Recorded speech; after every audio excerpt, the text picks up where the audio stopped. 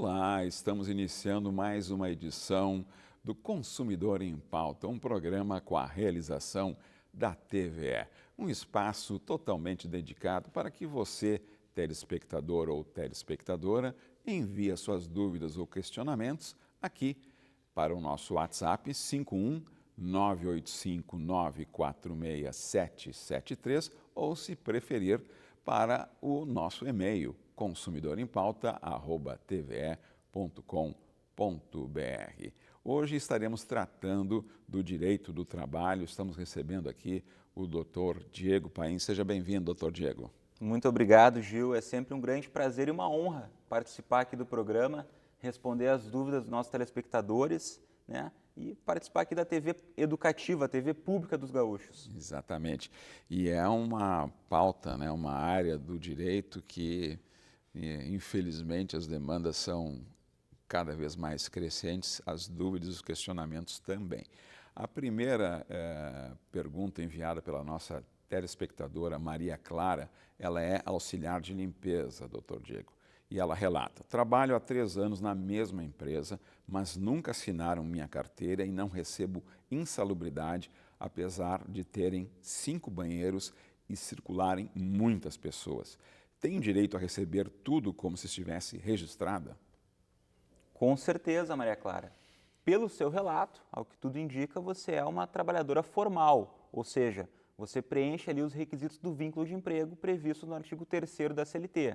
Lembrando aqui o pessoal de casa, Gil, quando é que é considerado um empregado formal? Artigo 3º. Considera-se empregado toda pessoa física que prestar serviços de natureza não eventual para o empregador, sob a dependência deste e mediante salário. Aí pergunto, mas como é que o doutor decorou o artigo 3º? É todos os dias em sala de aula, no escritório, né, falando sobre o mesmo artigo, então, há mais de uma década, né, Gil? Sim. Apesar de parecer novo, aí já tem mais de uma década de advocacia, então... E esse regime há quantas décadas, né? É, desde 1950, né, da CLT, né? Então, se você é trabalhadora formal e labora limpando banheiros, a senhora mencionou 5 banheiros de grande circulação. Isso dá direito, sim, ao adicional de insalubridade. Então, você tem que ter a carteira de trabalho assinada, reconhecida por essa empresa, e aí você vai receber FGTS, 13º, férias e o adicional de insalubridade por estar exposta aos agentes nocivos que a limpeza do banheiro prejudica a saúde do trabalhador, né, Gil? Então, sendo o banheiro de grande circulação, como é o seu caso, você tem direito, sim, de receber a adicional de insalubridade, e nesse caso, Gil, é grau máximo, tá? Normalmente é 40% do salário mínimo para essa trabalhadora. Tá. E então, portanto, só para resumir, é necessário, é obrigatório o registro em carteira e pagar a insalubridade em grau máximo. Não tem a opção, por exemplo, de nós vamos assinar a tua carteira e esquece a insalubridade. É obrigação nos 2 aspectos. Sempre que tiver agentes nocivos à saúde do trabalhador, ele vai fazer jus ao adicional de insalubridade. E aí tem 3 graus, né, Gil? Grau mínimo, médio e máximo. A limpeza de banheiro, como é muito nocivo para o trabalhador, via de regra, ela é grau máximo. Tá certo. A próxima pergunta é da nossa telespectadora Fernanda, que é vendedora aqui em Porto Alegre, e ela traz algo que eu também sempre digo, doutor Diego, que é a parte... O mundo digital tem a parte boa e a parte ruim. E ela nos relata aqui um dos aspectos que, na minha leitura, não é o que ela está dizendo, né? Faz parte desse segundo aspecto aí. Meu patrão me obriga a ficar conectada no grupo de WhatsApp até tarde da noite, respondendo clientes. Isso é considerado hora extra? Com certeza, Gil. E isso hoje em dia, como você muito bem falou na introdução da pergunta, é muito comum, né? Hoje em dia a gente está hiperconectado ao celular, né? Correto. E o trabalhador não é diferente. Então, o que a legislação trabalhista prevê? Artigo 4º da CLT. Todo o tempo à disposição do empregador é considerado jornada de trabalho. E, combinado com o artigo 4º, o artigo 6º também nos traz o seguinte: todo trabalho desempenhado, mesmo que à distância, ou seja, em casa, por exemplo, por meios tecnológicos, ele se equipara ao trabalho presencial na empresa. Então, para não deixar dúvidas, o trabalho à noite pelo celular em casa, se passar da carga horária de 8 horas, ela tem direito à hora extra, com certeza. E mais, Gil, se for a partir das 22 horas, que é o horário noturno para o trabalhador urbano, tem direito ao adicional noturno. E mais um extra aqui. Se ela trabalhar, por exemplo, até meia-noite no celular, no outro dia ela 8 horas está na empresa, ela não teve respeitado o intervalo interjornadas de 11 horas, fazendo jus também a hora extra por essa supressão do intervalo. Então tem que cuidar tudo isso. E ela poderá comprovar de que maneira? Fazendo print da tela do grupo, ela tem que aparecer ali como respondendo questões. Perfeito, Gil. Ela tirando o print, hoje em dia se usa também a ata notarial, né? Leva o celular num tabelionato e pede para o tabelião lá certificar com fé pública tudo que ele está enxergando no celular, para não ter discussão. Mas print de WhatsApp é muito utilizado para comprovar esse tipo de trabalho. Ela respondendo o cliente, respondendo grupo de WhatsApp, colegas, demanda de trabalho à noite. Se comprovado, ela vai ter direito à hora extra. E aí, de novo, tem a ver com esse mundo que o senhor conhece tão bem, ou melhor até do que a gente, mas hoje os administradores eles podem definir o tempo de permanência das mensagens. Devem, né, Gil?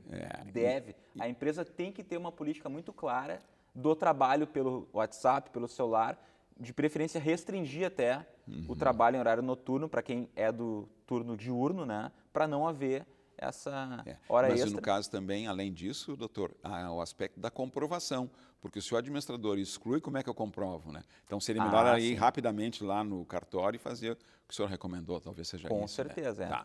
A próxima pergunta, doutor Diego, é do nosso telespectador Carlos Eduardo, que é propagandista farmacêutico. Realiza o trabalho externo visitando médicos e farmácias das 7h30 às 18h30, 19 horas. À noite, preciso fazer relatórios para a empresa onde fico em torno de 1h30 a 2 horas trabalhando. Participo também de jantares com clientes 2 vezes por mês. Tenho direito a receber hora extras? Pergunta o Carlos Eduardo.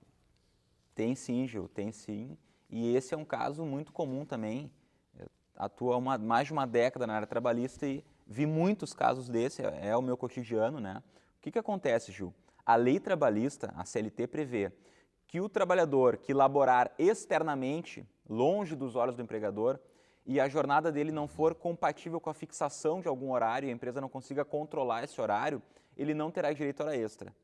Porém, no caso do propagandista vendedor e de outras categorias, em que o empregador ele tem mecanismos de controle dessa jornada, ainda que seja indireto um controle, esse trabalhador vai fazer jus às horas extras sim. E no caso propagandista, veja bem, ele possui, via de regra, um roteiro de visitas para seguir, com uma meta de visitas diárias. Ele porta normalmente um tablet em que é instalado um aplicativo de controle de rota. Ele tem que ir visitando o médico e lançando nesse aplicativo. E consta, inclusive, o horário de lançamento no aplicativo. Então a empresa consegue verificar, inclusive em tempo real, Gil, aonde aquele propagandista está em determinado local, em determinado horário do dia. Além disso, muitos gerentes acompanham fisicamente esse propagandista em algumas visitas. Isso é uma forma de fiscalização e controle também. Então, o que eu quero dizer com tudo isso? Sempre que houver um controle de jornada por mecanismos diversos, até o GPS, né, Gil? Sim. GPS no carro, no iPad, no tablet, no celular. Sim, tudo. Então, tem várias formas de controle de jornada. E sempre que houver essas formas de controle, o trabalhador, seja propagandista ou outro vendedor externo, ele fará jus, sim, às horas extras. E como eu mencionei, ele trabalha em burocráticos de noite, ele falou, e jantares também com médicos, aulas médicas à noite. Isso é hora extra.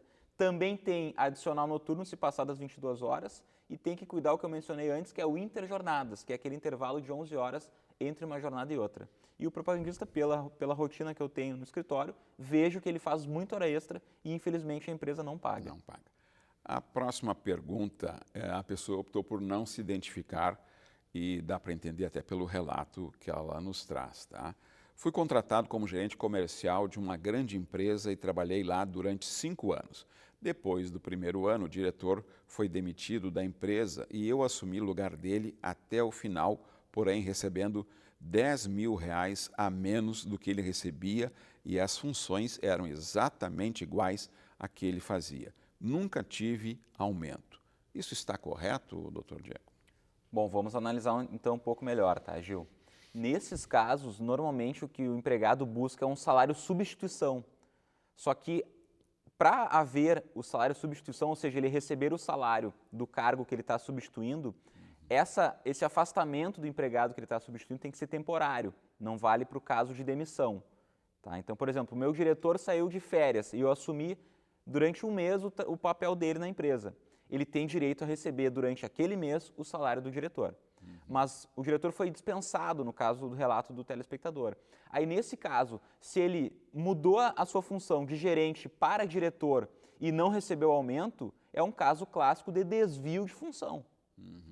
E mais, se ele continuou desempenhando a função de gerente, Gil, e cumulou com a de diretor, aí é um caso clássico de acúmulo de funções.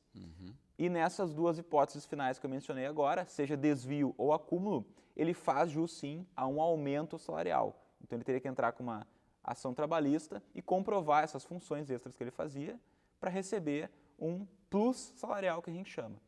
A próxima pergunta é da nossa telespectadora Sônia, que é doméstica e trabalha em Canoas. Trabalhei 4 anos na mesma casa, mas a patroa só me registrou nos últimos 6 meses.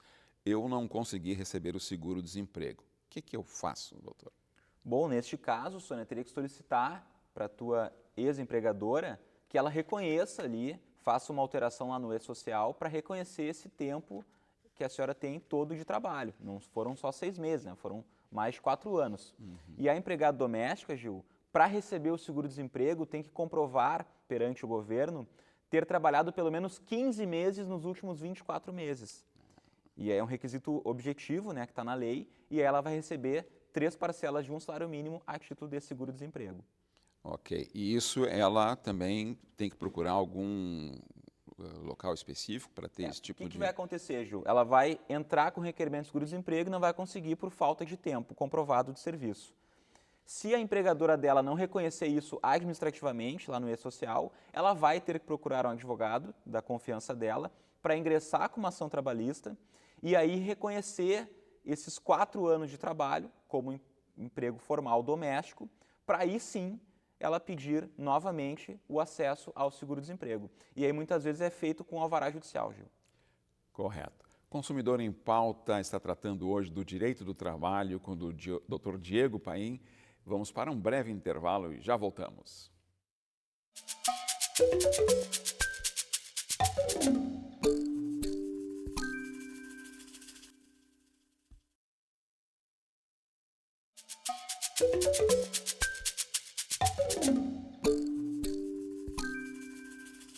Estamos de volta com Consumidor em Pauta, um programa com a realização da TVE, um espaço totalmente dedicado para você dirimir as suas dúvidas e questionamentos nas mais variadas áreas do direito. E é muito fácil. Envie um WhatsApp para 51 985946773 ou, se preferir, para o nosso e-mail consumidorempauta@tve.com.br.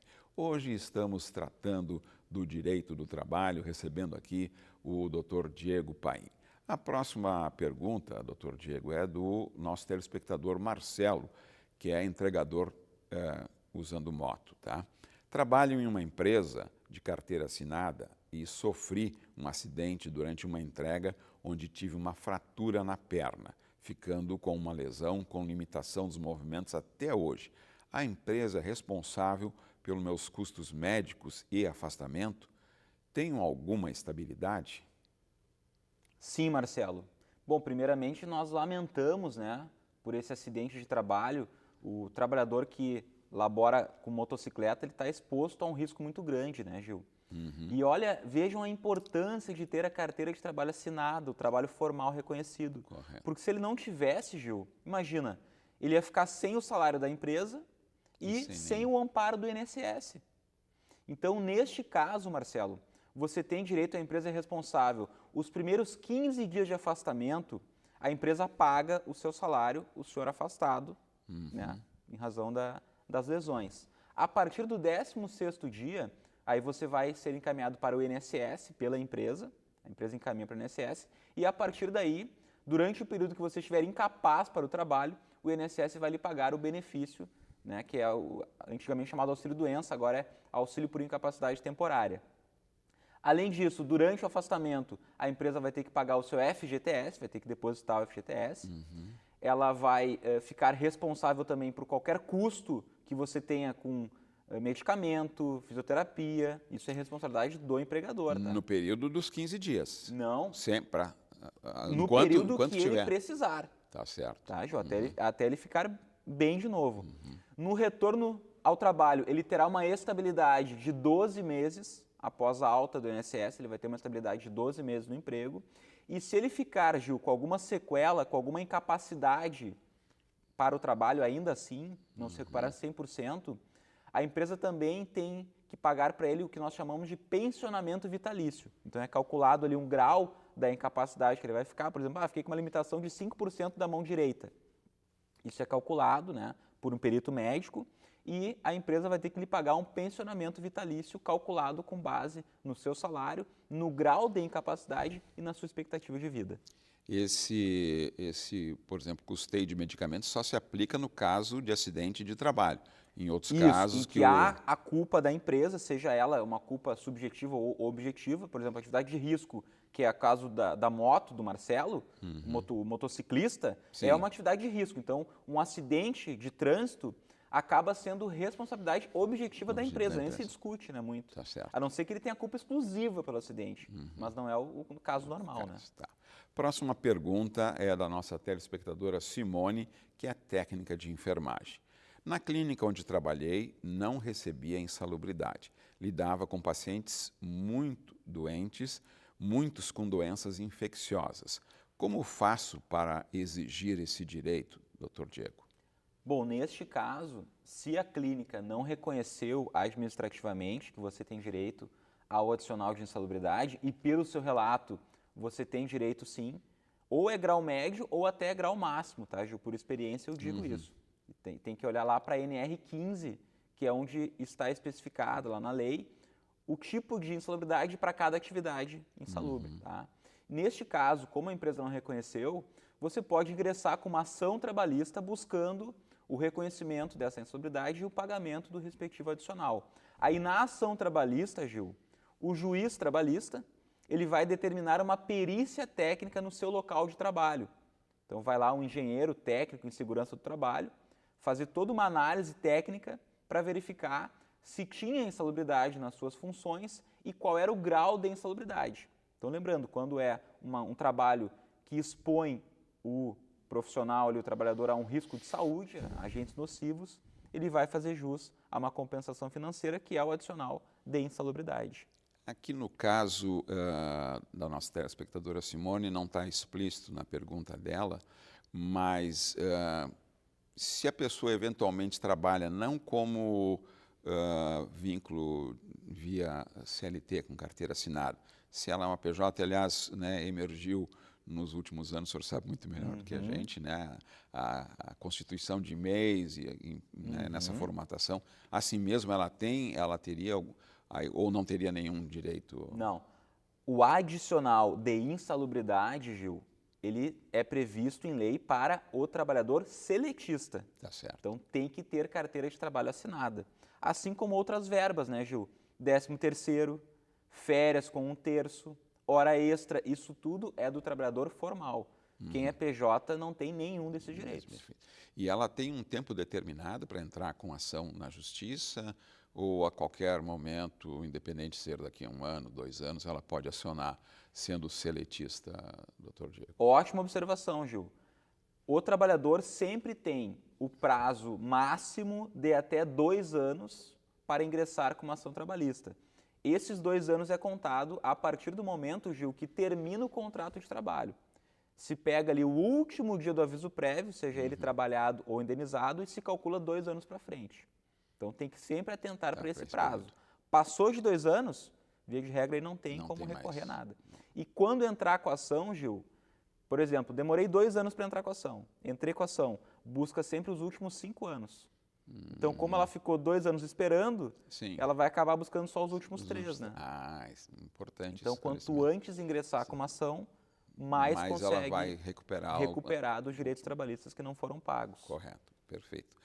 Lembrando sempre também para você, telespectador e telespectadora, que é possível assistir todos os programas Consumidor em Pauta no momento que você preferir, no local que você preferir, acessando o canal da TVE no YouTube. Vá lá e confira não só o programa de hoje, que trata do direito do trabalho, mas todos os demais programas que já foram ao ar. Eu assisto todos os dias, viu, Gil? Ah, que bom. Assisto pelo YouTube todos os dias os colegas que estão aqui participando. Com certeza. E tem essa facilidade, né, doutor Diego, que é assim, você está lá, hipoteticamente, está esperando para ser atendido numa determinada situação lá, os programas, eles são curtos, né, são 25, 27 minutos, muito bom isso.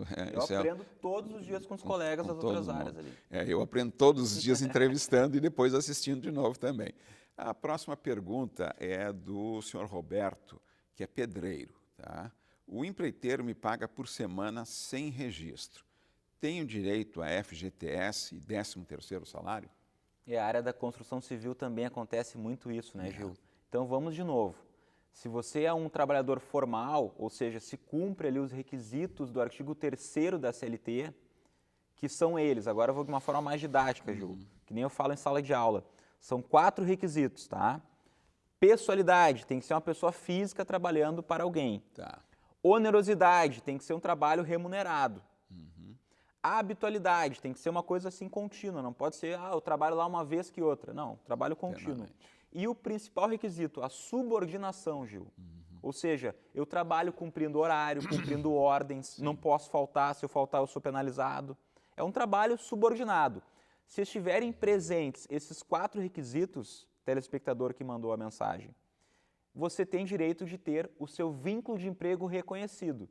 Aí a empresa está errada em não assinar a sua carteira. Então, você tem direito de ter a carteira de trabalho assinada, vai receber aí o piso mínimo da sua categoria, que às vezes nem isso é respeitado, né, Gil? Claro. Vai receber o vale transporte, vai receber 13º salário, final do ano ali, quando completar um ano de trabalho, férias com 1/3 constitucional, o FGTS, o INSS o empregador tem que pagar. Isso é muito importante para, se você sofrer um acidente de trabalho, por exemplo, não ficar desamparado, ter como recorrer para o INSS. O trabalhador que tem a carteira de trabalho assinada tem direito a hora extra, adicional noturno, intervalos, então, DSR. Então, tem muitos direitos que, quando a empresa não assina a carteira, ela acaba não respeitando também, né, Gil? Correto. E até não só nesse segmento da construção civil, mas em outros segmentos, tem vários sindicatos que têm uma atividade permanente de fiscalização, quer seja nesse setor ou em outro setor, também pode acionar o canal do sindicato que representa, no caso, o trabalhador. Próxima pergunta é da nossa telespectadora Ana. Trabalha em uma residência como cuidadora de idosos. Lido com fezes, sangue e não recebo insalubridade. Isso está correto, doutor Diego? Gil, infelizmente o trabalhador doméstico não tem direito à insalubridade. O que acontece, tá? O trabalhador doméstico, aliás, foi uma conquista aí nos últimos anos. A última lei que nós temos, que é a lei que mais abrange o trabalhador doméstico, é a Lei Complementar número 150 de 1º de junho de 2015. Então, 10 anos atrás, tá? É uma lei recente. Ao longo dos anos, tivemos aí algumas legislações trazendo direitos trabalhistas para o empregado doméstico, que há décadas atrás não tinha nenhum direito, né, Gil? Sim. Né? Então, hoje em dia, o trabalhador doméstico, ele tem quase todos os mesmos direitos do trabalhador urbano, trabalhador CLT normal. Tá? Mas o contrato doméstico tem algumas especificidades. Uma delas é que não faz jus ao adicional de insalubridade, porque não está previsto em legislação nenhuma. Tá? E se entende na jurisprudência, Gil, que o trabalho doméstico ele não se equipara a uma nocividade de por exemplo, uma clínica de idosos, que tem vários idosos, né? Sim. Que ele é exposto a vários agentes nocivos. O trabalho doméstico, como é um trabalho em âmbito residencial, limitado somente ao uso daquela família ali, às vezes a pessoa cuida só de um idoso ali. Tá certo. Então, não se prevê o adicional de insalubridade por entender que é um trabalho em âmbito residencial e não traria tanto prejuízo à saúde como ao ambiente público, né, Gil? Também não está explícito aqui na pergunta da telespectadora, mas, por exemplo, ela diz que trabalha numa residência cuidando de idosos. Pressupõe-se que é doméstica, mas não sendo ela sendo técnica, daí ela tem direito à insalubridade. Olha, excelente, Gil. Essa é uma dúvida muito grande do pessoal em sala de aula, dos clientes que me procuram. Se for técnica de enfermagem, enfermeira, mas trabalhar dentro da residência para uma família, ela é doméstica. É doméstica. Assim como se for uma pessoa que não tem formação técnica, mas trabalhar numa clínica, é trabalhadora CLT urbana normal. Não é doméstica. O que diferencia é o âmbito familiar sem fins lucrativos. Sem fins lucrativos. Correto. Muito obrigado, doutor Diego Paim, pelos esclarecimentos. Aos nossos telespectadores e telespectadoras, Consumidor em Pauta agradece a sua presença e convida os demais para conferirem a nossa próxima edição. Até lá!